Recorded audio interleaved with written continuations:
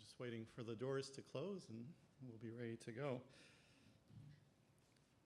So we're going to pick up with the third talk on the list, and I'll introduce John Wen from West High School in Iowa City, Iowa, giving a presentation titled "A Novel Lectin-like Ubiquitin Ligase Degrades Disease-Causing Alpha-1 ATZ." Thank you.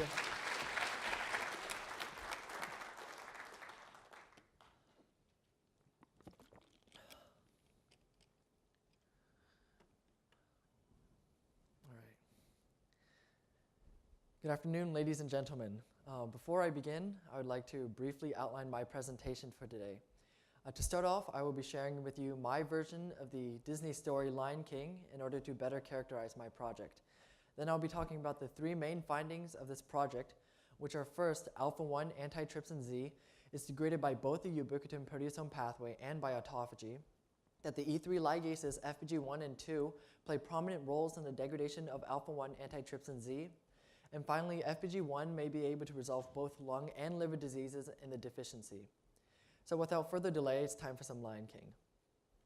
Once upon a time, in the circle of life, there existed a harmony between the lions and the hyenas. In the original Lion King, the hyenas were considered malicious, but here they're not all that bad.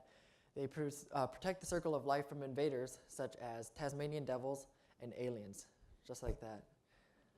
But hyenas will be hyenas, and from time to time they ravage the circle of life and feed upon it. Thus the lions must fight and cancel out the hyenas in order to protect the circle of life. But one day the lions started fighting each other and aggregating within the lion's lair. The land around them died and the hyenas ran wild. So how is the harmony to be restored? And that's where my science project comes in. But first let's take a look at the striking similarities between science and Disney. So in the Disney story, the lions represented a protein called alpha-1 antitrypsin, or alpha-1 for short. The main function of alpha-1 is to prevent neutrophil elastase, or the hyenas, from going rampant. And like the hyenas, neutrophil elastase actually does protect the organism. Of course, the circle of life represents an organism, and the lion's lair represents the liver because alpha-1 is synthesized and secreted from the liver.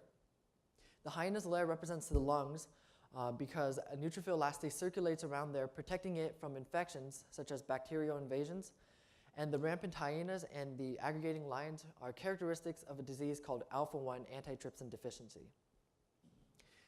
So alpha-1 antitrypsin deficiency is the most common genetic cause of liver disease in children and COPD, chronic obstructive pulmonary diseases, in adults. So these patients are homozygous for the mutant Z allele. They have the mutant Z proteins which tend to aggregate and polymerize within the endoplasmic reticulum of liver cells. The effects are twofold. First, the polymers of alpha-1 lead to liver scarring and the most common genetic cause of liver disease in children. And the second effect is that the low levels of alpha-1 allow neutrophil elastase to destroy connective tissue in the lungs, leading to emphysema and other chronic obstructive pulmonary diseases. So I initially started this project focusing on the aggregation and polymerization aspect of alpha-1 antitrypsin deficiency. And in order to solve this issue, I looked at the degradation pathways of the mutant Z protein. So among other clearance pathways, the cell has two main degradation pathways. The first is the ubiquitin proteasome pathway, and the second is autophagy. I hypothesized that the soluble monomers of alpha-1 were degraded by the UPP, while the aggregates, the polymers, were degraded by autophagy. In the schematic diagram on the UPP, we see that the misfolded protein in green is tagged by a ubiquitin molecule. It is this tagging that lends the UPP high specificity and degradation. Autophagy, on the other hand, does not have high specificity and degradation. What it does have, however, is the ability to degrade large amounts of insoluble wastes, including the polymers of alpha-1, which the UPP cannot degrade. So in this figure on the various stages of alpha-1 antitrypsin, the letter Z represents individual molecules of the mutant Z protein.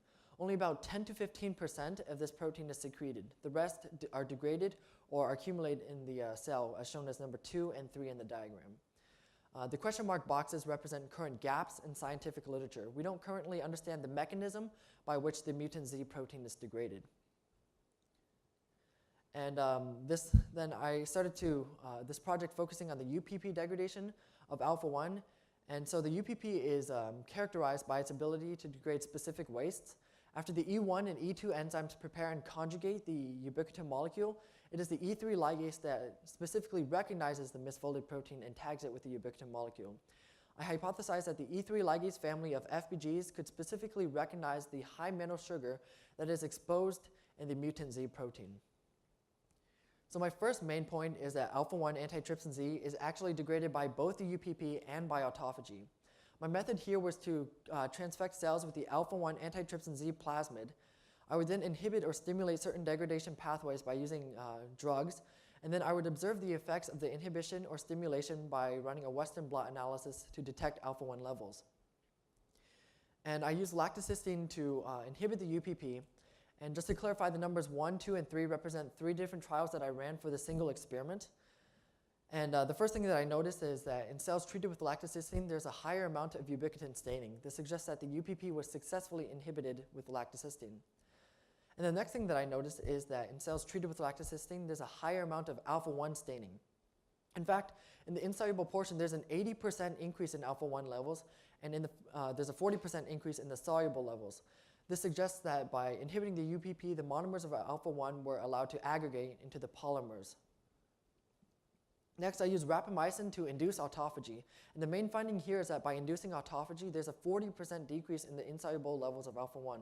This suggests then that the polymers of alpha-1 are predominantly degraded by autophagy.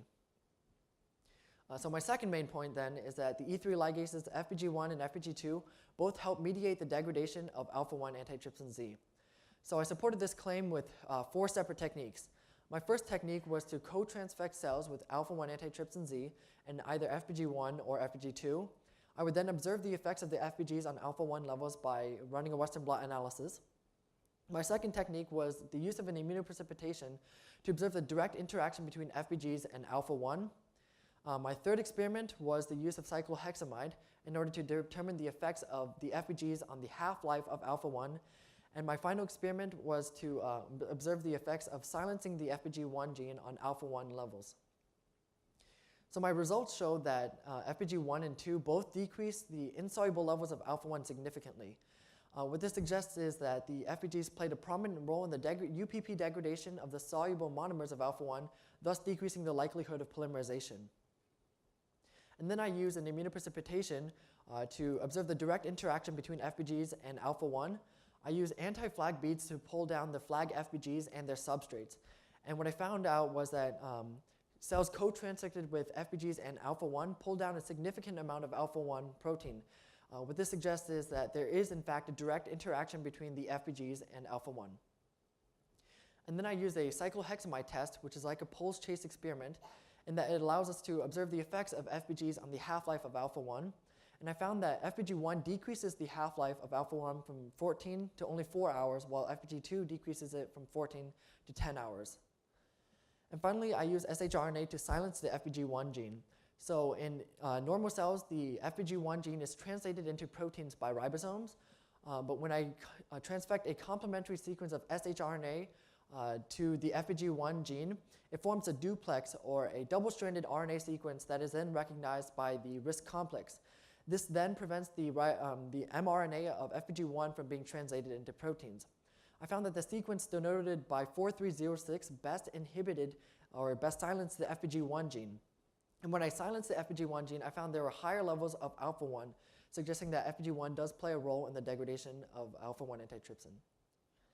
And my third and final point is that FBG1 may be able to resolve both lung and liver diseases in alpha-1 antitrypsin deficiency. So my method here was to transfect cells with the alpha-1 antitrypsin Z plasmid and either FBG1 or 2. I would then collect cell media and purify it, and finally run a Western blot analysis to detect alpha-1 levels.